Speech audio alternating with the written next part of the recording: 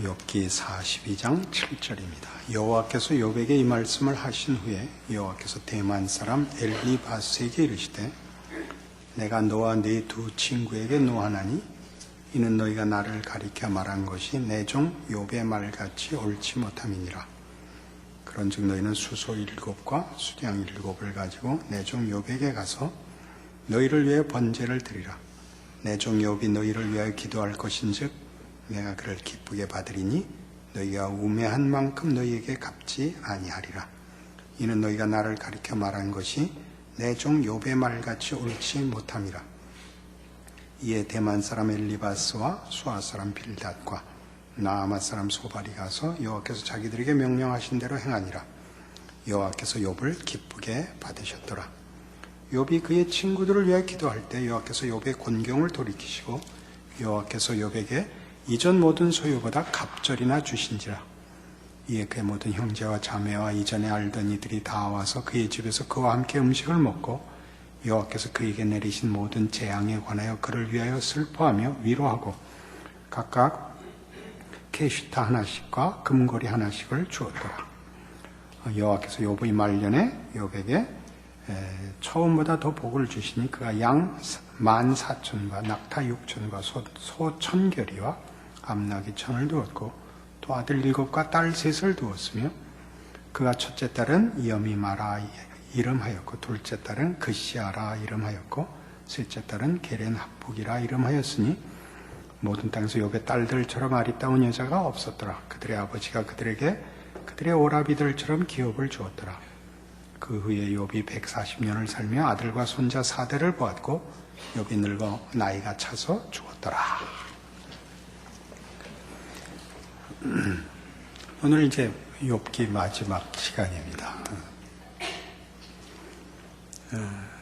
끝이 잘 됐죠. 일단 우리의 관심사는 그거죠. 끝이 어떻게 되나? 잘 됐습니다. 의미심장합니다.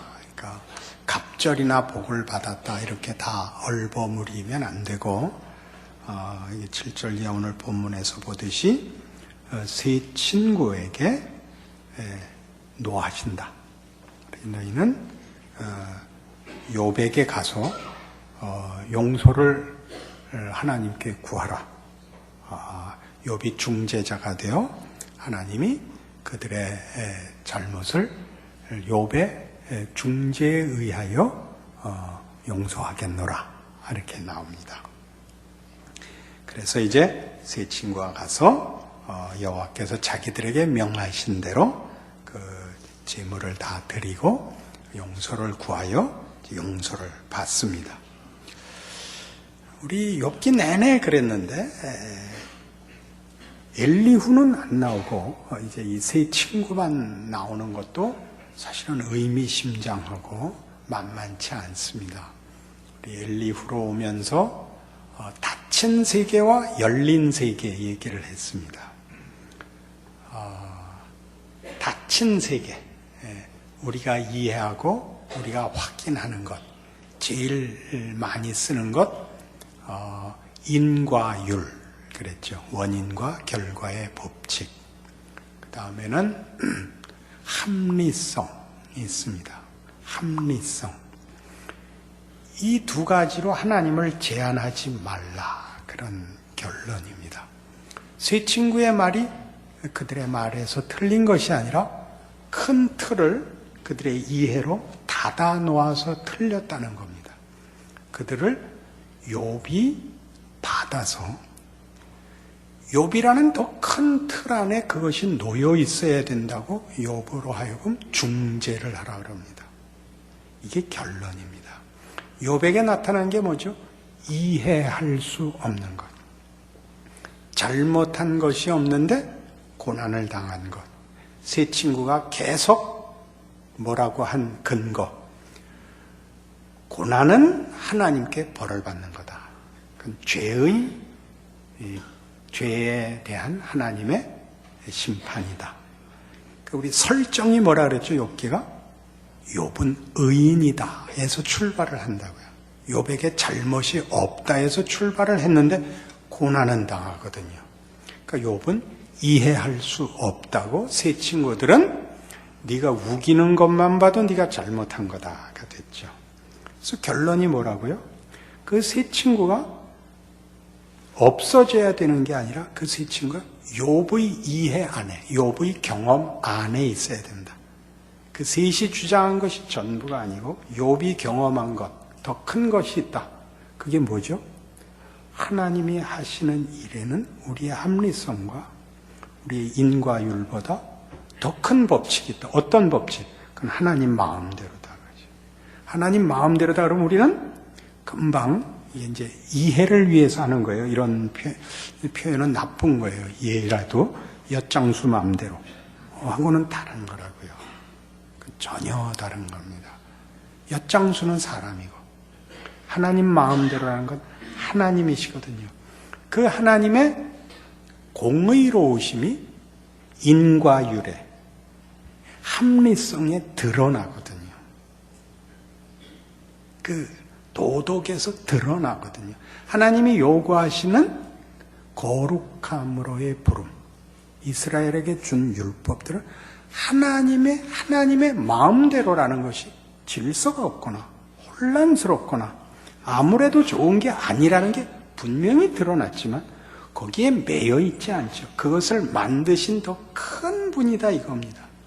그 다 무엇을 위해서 하죠? 하나님이 우리를 사랑하사 복 주시려고 하는 것이다. 이것이 마지막 결론이 가지는 겁니다.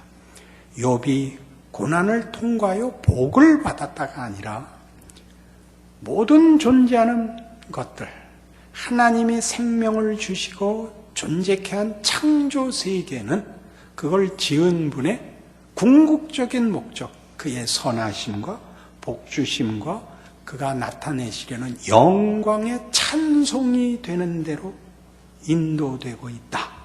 그렇게 이제 결론이 된 겁니다. 우리 조금 더 이 문제를 확인할 필요가 있죠. 이 하나님의 궁극적인 목적은 그런 의미에서 우리가 잘못 이해하는 옳을 의가 아니라 선일 겁니다. 제 이름에 선자가 들어가는 것도 다 어떤 예정이 있는 것 같고 그런 생각이 드는 겁니다. 선하다는 말은 의는 우리에게 자꾸 이렇게 그런 것을 생각나게 합니다. 옳음을 얘기할 때는 옳음이 긍정적인 의미로 쓰이는 것보다 부정적인 것의 반대편에 섬으로써 자기를 자꾸 확인하게 하는 우리의 한계가 있습니다. 그렇죠? 선을 얘기할 때는 그래서 선하지 않은 악한 것을 생각하여 선을 생각하는 것보다는 조금 덜 합니다. 의는 불의가 금방 반대 개념으로 떠오르지만 선을 얘기할 때 악을 떠올려서 선을 얘기하는 사람은 없습니다. 선과 악은 굉장히 멀어 보이고 의와 불의는 이렇게 경계선에 붙어 있는 느낌이 듭니다. 그래서 하나님이 선하시다라는 표현은 그런 의미에서 하나님의 적극적인 의지, 긍정적인 목적을 이해하는데 우리에게 더 도움이 되는 것 같습니다. 그게 욥기가 제시하는 결말입니다. 우리가 율법주의나 합리주의를 가지게 되면 신앙생활에 있어서의 그 분위기가 다분히 냉랭해지고 비정해지고 이렇게 실제적이기보다 이렇게 자꾸 관념화되는 부작용을 낳습니다. 그러니까 따지는 신앙이 되지 마시고 누리는 신앙이 되십시오. 그래서 스펄전 같은 설교가는 제가 많이 그 가슴 찔리는 얘기를 했는데 설교자는 쾌활해야 된다 그렇게 얘기합니다. 의미 있죠. 저는 쾌활할까요? 그거 많이 이렇게 가슴이 찔리는데 욥기는 쾌활할까요? 그렇진 않았죠. 그러니까 제가 그랬습니다. 이제 쾌활한 걸 이제 앞으로는 많이 할 작정입니다. 그 하나님의 그 결과가 이제 욥의 딸이 몇이 있었죠? 딸이 셋이고 아들 7을 두는데 아들들로는 이제 그 복을 설명하기가 없나 봐요. 아들은 뭐라고 해야 복의 크기, 복의 그 아름다움을 설명할 수 없으니까 이제 딸이 나와요. 첫 딸은 여미마고, 둘째는 그시아고, 셋째는 게렌 합복인데, 이게 다 무슨 얘기냐면, 이쁘고 사랑스럽다, 그런 뜻이에요. 그건 다 하나님께서 주시는 결말이 우리가 생각하는 물질적인 수량이나 어떤 성공보다 더 큰 어떤 예술성을 가진 깊은 만족의 감사와 정말 찬송으로 막 밖에는 표현할 수 없는 그런 깊고 찬란한 것이다 라는 걸 얘기하는 겁니다. 근데 왜 하필 이런 식으로 했냐? 그게 오늘 결론에서 따지려고 하는 것입니다. 하나님은 이 폭풍 속에서 이제 마지막에 나타나십니다. 그게 나타나시면 폭풍 속에서 나타난다는 것도 의미심장하고, 폭풍 속에서 나타나셔서 이쁜 딸을 줬다. 그런 것도 사실은 이게 조금 안 맞습니다. 이게 중간에 드라마 작가가 갑자기 바뀐 것 같이 성향이 바뀐 것 같습니다. 그리고 거기에 아주 멋진 연속성이 있습니다. 하나님이 어떤 분이냐 그럴 때 욥기 내내 우리는 하나님을 이렇게 지켜보고 있는 느낌을 가집니다. 고난을 당하는 욥을 놓고 하나님과 사탄 사이에 내기를 하는 하나님, 친구들과 욥의 논쟁을 지켜보는 하나님, 심사위원 같고 어떻게 하나 지켜보는 그런 제3자적 국외자의 모습으로 보여지는데, 폭풍 속에서 하나님이 나타나셨다는 건 그 과정을 하나님이 만드시고 개입하고 계시다는 비유입니다. 하나님이 이렇게 마음이 막 불타올랐다는 표현인데, 호세아 11장에 성경에는 이런 식으로 표현되어 있습니다.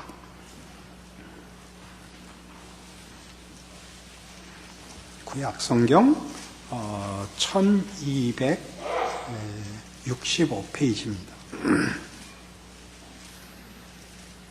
1절부터 볼게요. 여기는 이제 범죄한 북왕조 이스라엘을 이제 꾸짖으시고 애타하시는 하나님의 말씀입니다. 11장 1절입니다. 이스라엘이 어렸을 때 내가 사랑하여 내 아들을 애굽에서 불러냈거늘 선지자들이 그들을 부를수록 그들은 점점 멀리하고 바알들에게 제사하며 아로 새긴 우상 앞에서 분향하였느니라. 그러나 내가 에브라임에게 걸음을 가르치고 내 팔로 안았음에도 내가 그들을 고치는 줄을 그들은 알지 못하였도다. 내가 사람의 줄 곧 사랑의 줄로 그들을 이끌었고 그들에게 대하여 그 목에서 멍에를 벗기는 자 같이 되었으며 그들 앞에 먹을 것을 두었노라. 그들은 애굽 땅으로 되돌아가지 못하겠거늘 내게 돌아오기를 싫어하니 아수르 사람이 그 임금이 될 것이라. 칼이 그들의 성읍들을 치며 빗장을 깨뜨려 없이 하리니 이는 그들의 계책으로 말미암음이니라. 내 백성이 끝끝내 내게서 물러가나니 비록 그들을 불러 위에 계신 이에게로 돌아오라 할지라도 일어나는 자가 하나도 없도다. 이제 이스라엘의 당시 현실입니다. 심판을 자초하고 있는 이스라엘입니다. 그 다음에 이렇게 나옵니다. 에브라임이라는 건 북왕조를 지칭하는 한 대표되는 그 12 지파 중에 하나인데, 에브라임이 북왕조 이스라엘의 뭐라 그럴까요? 그 대표격인 지파라서 북왕조를 부를 때 에브라임이라고 합니다. 에브라임이여 내가 어찌 너를 놓겠느냐? 이스라엘이여 내가 어찌 너를 버리겠느냐? 내가 어찌 너를 아드마 같이 놓겠느냐? 어찌 너를 스보임 같이 두겠느냐? 아드마와 스보임은 소돔과 고모라 멸망할 때 거기 같이 있었던 그 평원에 있던 성읍들입니다. 그러니까 소돔 같이 놓겠느냐? 고모라 같이 두겠느냐? 내 마음이 내 속에서 돌이켜 나의 긍휼이 온전히 불붙듯 하도다. 내가 나의 맹렬한 진노를 나타내지 아니하며 내가 다시는 에브라임을 멸하지 아니하리니 이는 내가 하나님이요 사람이 아님이라. 네 가운데 있는 거룩한 이니 진노함으로 네게 임하지 아니하리라. 너희가 멸망을 자초했고 너희 망한다. 그래 놓고 뭐라 그러신다고요? 내가 어찌 너희를 온전히 포기하겠느냐?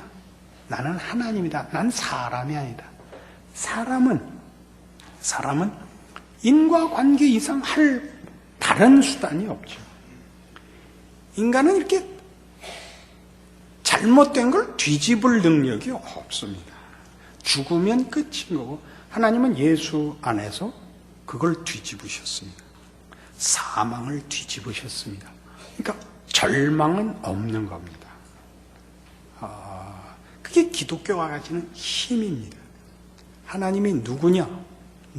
할 때 예수를 믿으면 구원을 얻는다고 선언하시고 실천하시는 우리 아버지다. 그렇게 얘기하는 겁니다.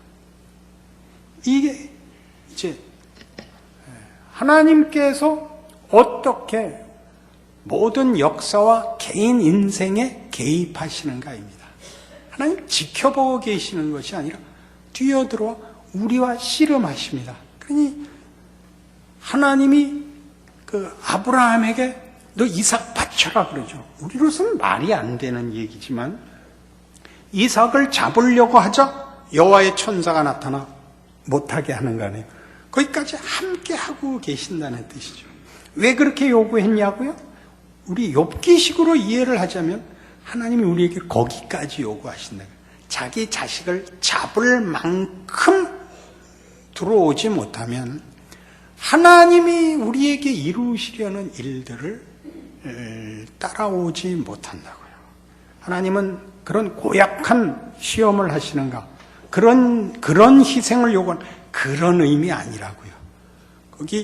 거기에 부활이 나타나고 나중에 예수 안에서 그게 뭔지가 드러나죠. 하나님은 자기 아들을 잡았잖아요. 그렇죠? 근데 잡은 게 끝이 아니었잖아요. 그러니까 여호와 일의 얘기를 하면 바치기로 순종을 하니까 살려줬다. 그렇게 우리 이야기를 끝에 가서 뒤집는데 죽여도 살아난다니까요. 그러니까 죽이고 죽으라니까. 아이고 거기가 어렵죠. 죽이는 것도 어렵고 죽는 것도 어렵죠. 그럼 또 가봐요. 야복나루를 가보세요. 하나님이 우리가 하는 동안 다 했던 거니까 창세기 28장에서 형을 피해서 외삼촌에게 도망가는 야곱에게 나타나시죠. 베델에서 만나시고 내가 네게 약속한 것을 다 이루기까지 너를 떠나지 아니하리라를 약속합니다. 그죠? 그리고 얼마 걸리죠? 20년 걸려서 야복나루터에서 하나님이 붙들고 씨름하죠. 야곱이 항복 안 하잖아요. 환도뼈 부러지고 매달립니다. 축복하지 않으면 못 보냅니다. 하나님이 뭐라 그랬어요? 네 이름이 뭐냐? 야곱입니다. 네 이름을 다시는 야곱이라 하지 마라. 너는 이스라엘이니라. 탕자가 돌아와 저를 아들로 대하지 마소서. 나를 종의 하나로 보소. 무슨 소리냐? 너는 내 아들이다. 그게 이스라엘이죠. 사람으로 더불어 사람이 하나님과 더불어 겨루어 이겼습니다. 그때 내가 뭐라 그랬죠? 아버지는 늘 아들 보고 나보다 낫다 그런다니까요. 아버지가 가만히 두고 보다가 성공하니까 찾아와서 난 네 아버지다 그러지 않고 씨름해서 아들을 만들어 놓고 너 잘났다 그런다니까요. 너는 뛰어나다. 네가 내 아들이어서 고맙다. 그런 뜻이라니까요. 탕자의 비유에서도 나왔잖아요. 요셉을 옥에 가두고 하나님이 가뒀대요. 그래놓고 뭐라 그래요? 그 쇠사슬이 그 몸을 묶었는데 제가 직역을 했죠. 쇠사슬이 그 혼을 뚫었도다. 그런 꿰뚫었다. 그런 뜻이라 그랬죠. 뭐라고요? 여호와의 말씀이 응할 때까지라. 말씀이 그를 단련하였도다. 폭풍 속에서 나타나셨다라는 말이 다 그런 것을 함축한 표현인 거예요. 하나님 구경하고 계시잖아요. 어떻게 하나 두고 보시잖아요. 같이 계세요. 필요한 시간만큼 기다리시고, 필요한 시간만큼 말씀하시고, 필요한 시간만큼 놓아 지켜보세요. 하나님이 내가 어찌 너를 아드마같이 놓겠느냐, 내가 어찌 너를 스보임같이 두겠느냐, 안 하세요.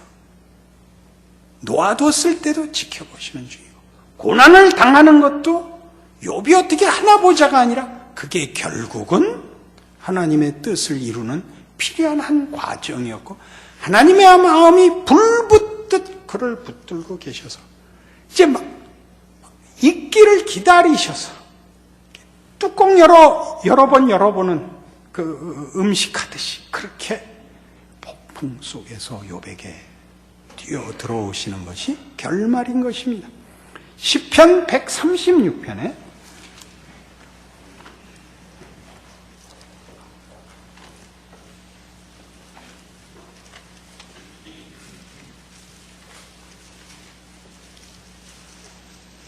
시편 136편은 감사의 시입니다.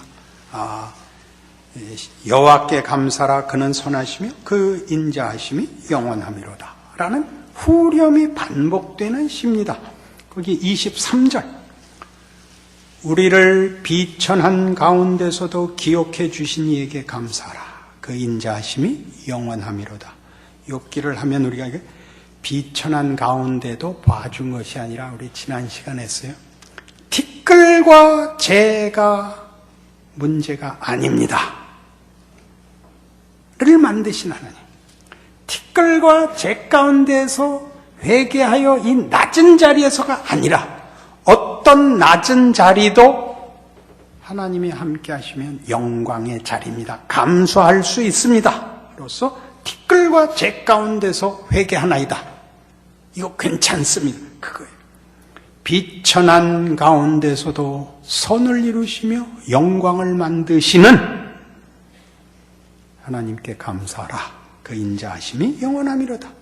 우리를 우리의 대적에게서 건지신 이에게 감사하라, 그 인자하심이 영원하미로다.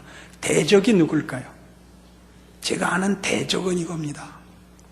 제가 아는 대적, 자폭과 타협. 우리 인간이 가지는 최고의 적, 신앙인이 가지는 최고의 적, 자폭과 타협. 어디다 써놓으세요. 성경책 앞에다. 자폭과 타협. 자폭과 타협은 하나님의 일하심과 능력과 그 깊이를 내가 포기하는 거예요. 최고의 원수예요. 하나님이 얼마나 크고 얼마나 깊은 것을 우리에게 이루시는지 몰라서 자폭하거나 타협해. 자폭하거나 타협해. 자폭의 한 형태가 뭐냐? 계속 회개하는 거예요. 이상한 말을 했죠. 계속 회개해서 안심하려고 그러지 마세요. 그래갖고 고난과 이해할 수 없는 게 끝나기를 바라지 마세요. 어디까지 울어야 되는지, 어디까지 가야 되는지 몰라요. 하나님이 가는 데까지 가야 돼요. 그가 폭풍 속에 있고 내 마음이 온전히 불붙듯 하도다 라고 말씀하는 걸 늘 매일 기억하세요. 내 마음이 너를 인하여 내 속에서 온전히 불붙듯 하도다. 그런 하루하루를 지나는 거죠. 그래서 이 고린도전서 12장에 가면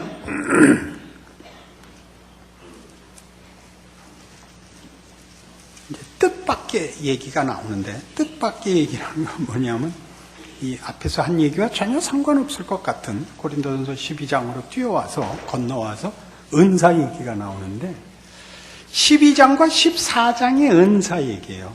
그 가운데는 사랑장이에요. 은사 얘기를 하다 가운데 사랑장이 나와요. 사랑이 무슨 좋은 얘기, 달콤한 얘기를 하는 중에 나오는 게 아니라 은사 얘기 가운데 껴요. 근데 은사 얘기를 왜 하냐면 시기와 경쟁과 그 자랑을 경계하면서 은사 얘기를 해요. 무슨 얘기를 해요? 은사는 너 자신의 우월함의 증거가 아니다. 그 얘기를 해요. 12장 몇 절인가요? 7절. 각 사람에게 성령을 나타내심은 유익하게 하려 함이라. 유익하게 하려 함이라. 누구에게? 모두에게. 그러니까 한 사람이 잘났으면 주변에게 다 유익이 돌아가야 돼요.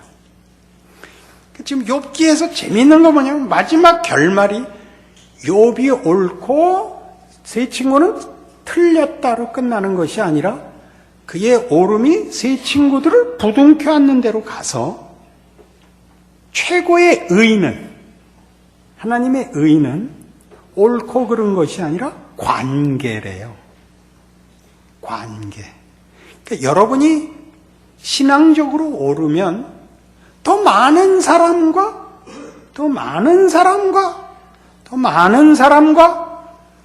기뻐해야 돼요. 여러분의 오름이 다른 사람과 불화가 되면 그건 옳은 게 아니래요. 누구든지 예수를 믿으면 구원을 얻으리라 해요. 누구든지를 기억하셔야 돼요. 누구든지. 기독교 신앙의 무시무시함이에요. 하나님이 다 열어놓고 있어요. 어디도 들어오지 못할 곳이 없어요. 그게 여기에서도 결론이거든요. 그러니까 너 하나를 다른 사람과 구별하는 데 신앙은 쓰지 않는다. 그런 얘기죠. 그리고 유능할 필요도 없다는 거예요. 확인을 위한 유능은 필요 없고 유능하려면 유익이 되려는 거죠. 유능하려면 유익이 되라. 유능하려면 유익이 되라. 쭉 그 얘기를 해요. 끝에 뭐라 그러냐면요. 29절 가서 다 사도겠느냐? 다 선지자겠느냐? 다 교사겠느냐? 다 능력을 행하는 자겠느냐? 다 병 고치는 은사를 가지겠느냐? 다 방언을 말하는 자이겠느냐? 다 통역하는 자이겠느냐? 너희는 더욱 큰 은사를 사모하라. 굉장히 큰 은사를 사모해야 되는 이유? 유익해라. 더 많이 유익해라. 내가 또한 가장 좋은 길을 너희에게 보이리라. 그러니까 사랑이 은사라는 얘기는 아니에요. 큰 은사를 가져서 유익해야 되듯이 유익한 길. 그래서 이제 사랑이 나오는 거예요. 사랑은 어떤 것이냐? 사랑은 다 상대를 위하여 있는 거예요. 자기를 위한 것이 아니고 상대를 위한 것이며, 사랑은 또한 우리가 모든 것일 수 없다는 것에 대한 확인이에요. 그게 사랑장에 8절에 오면 13장 8절, 사랑은 언제까지나 떨어지지 아니하되 예언도 패하고 방언도 그치고 지식도 패하리라. 우리는 부분적으로 알고 부분적으로 예언하니 온전한 것이 올 때는 부분적으로 하던 것이 패하리라. 내가 어렸을 때는 말하는 것이 어린아이와 같고 깨닫는 것이 어린아이와 같고 생각하는 것이 어린아이와 같다가 장성한 사람이 되어서는 어린아이의 일을 보려느라. 우리가 지금은 거울로 보는 것 같이 희미하나 그때는 얼굴과 얼굴을 대하여 볼 것이요. 지금은 내가 부분적으로 하나 그때는 주께서 나를 아신 것까지 내가 온전히 알리라. 그런즉 믿음, 소망, 사랑 이 세 가지는 항상 있을 것인데 그 중에 제일은 사랑이라. 지금은 부분적으로 알고 있는 거다. 그러니까 욥에게 뭘 요구했어요? 세 친구를 중재하여 하나님 앞에 용서를 받아내라 그러지. 그렇죠? 품으라. 네가 맞다. 그러나 네가 저 세 친구를 품어야 된다.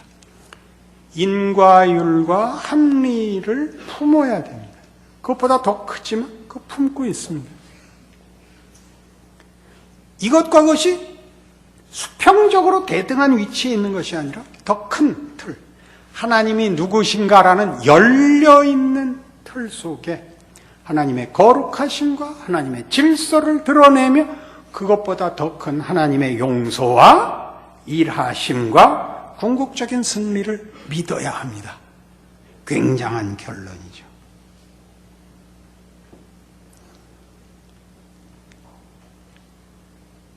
기독교 신앙의 위대함은 뭡니까? 하나님이죠. 하나님을 믿는 믿음이 아니라 그 믿음의 대상인 하나님이죠.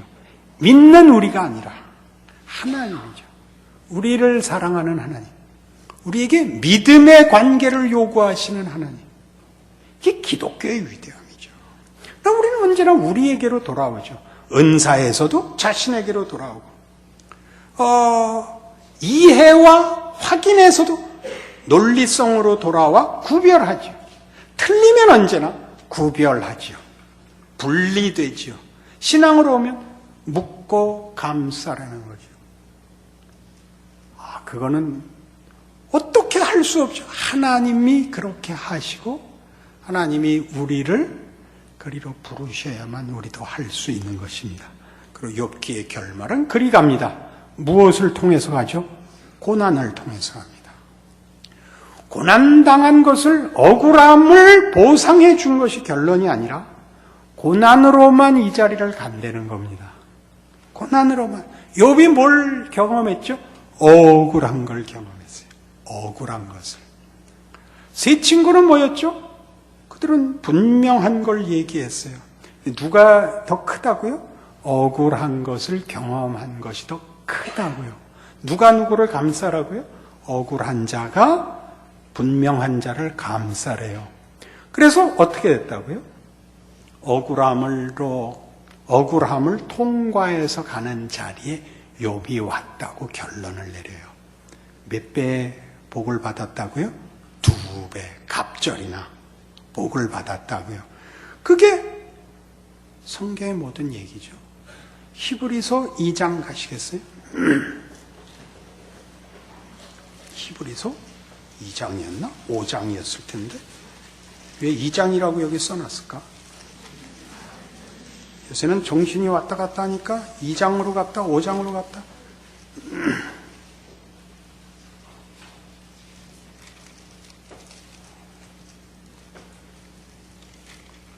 제가 볼게요.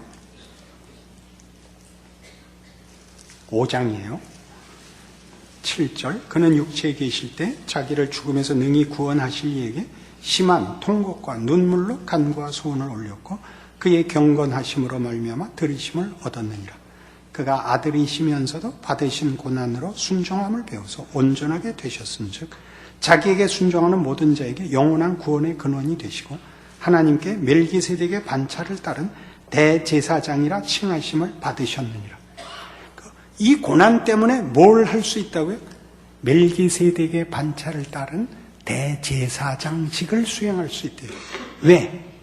고난을 받아보셔서 인간의 약함을 체휼하셔서 최악의 자리에 가보셔서 누구에게나 변호를 할 수 있고 편을 들 수 있대요. 그 누구도 가롯 유다도 회개했으면 되는 거예요. 베드로에게도 약속해서 너는 돌이킨 후에 내 형제를 굳게 하라. 그 강도에게도 그랬어요. 네가 오늘 나와 함께 낙원에 있으리라. 뭘 해서 알았다고?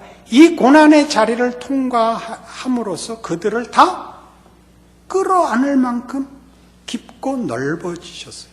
실제로 고난을 통하여 순종함을 배워 온전하게 돼요. 그 감싸는 보자기가 튼튼무쌍해지고 무한히 넓어지셨다. 그렇게 우리가 이해할 수 있습니다. 이게 욥의 결론이에요. 자기를 내어주어서만 싸매는 하나님의 방식, 상대방을 무릎 꿇려 자기의 소유로 삼는 방식이 아닌 자기를 주어 감싸 안는 기독교가 그 주인 되신 하나님 되심을 증명하고 설득하고 일하시는 방식. 예수를 십자가에 못 박아 죽음의 자리까지 요구하시고 부활시켜 받는 영광. 그게 기독교죠. 여기까지 와야 세상을 이길 수 있어요. 아니면 세상은 늘 우리 보고 이렇게 하면 저렇게 하면 안심과 해결과 증명을 받을 수 있다고 속여요. 세상은 답이 없어요. 역사가 증명하고 있고 우리가 이 나이가 되도록 살면서 본 거예요. 살면서 본 거예요. 누구를 구별해서 떼어 밀어가지고 얻을 수 있는 건 아무것도 없어요. 이게 기독교예요. 그러니 울어야 되고 뭐 부둥켜 안을 그런 감성적인 얘기가 아니라 사실이에요. 사실. 무섭게 사실을 인식하셔야 돼요. 욥이 42장이나 끌어서 끌려온 자리까지를 우리의 현실, 하나님이 설계한 구체적인 도전 속에서 확인하세요. 손 한 번 붙잡고 울어갖고 되지 않아요. 이걸 쾌활하게는 말 못하겠죠? 이 답을 우리가 성경이 제시하고 갖고 있고 그 증거를 예수 안에서 갖고 있어요. 하늘 보좌 우편에서 우리를 위하여 기도하시는 분. 무시무시한 약속이죠. 기억하시고 승리하세요. 뭐 하지 말라 그랬죠 아까? 자폭하지 마시고 타협하지 마세요. 무슨 타협? 대강 쉽게 해결을 보는 인생을 살지 마세요. 하나님의 무시무시한 도전 앞에 폭풍 속에 나타나신 하나님의 사랑과 불붙는 사랑에 제대로 순종하고 따라가서 제대로 익으세요. 제대로 영광스러워지세요. 아름답고 멋있고 찬란해지세요. 하나님의 영광에 찬송이 되세요. 기도하십시다. 하나님 아버지 은혜를 감사합니다. 지난 1년간 우리에게 욥기를 가르치시고 하나님의 거룩하심과 두려우심과 그리고 선하심과 그 기가 막힌 사랑을 가르치셨습니다. 하나님, 이게 만만한 문제가 아닙니다. 세상과 오늘의 도전이 그렇듯이 현실은 만만치 않습니다. 하나님이 누군지를 알지 못하면, 그 사랑을 제대로 알지 못하면, 예수 안에서 증거하신 부활의 능력을 모르면 우리는 사실 하루를 살 수가 없습니다. 자폭과 타협에서 구하시고 하나님의 일하심과 함께 하심을 믿는 믿음으로 하루하루를 말씀으로 우리의 길을 걷게 하사 마침내 동일한 결론 앞에 서게 하옵소서. 하나님의 자녀인 것을 감사하게 하옵소서. 예수님 이름으로 기도합니다.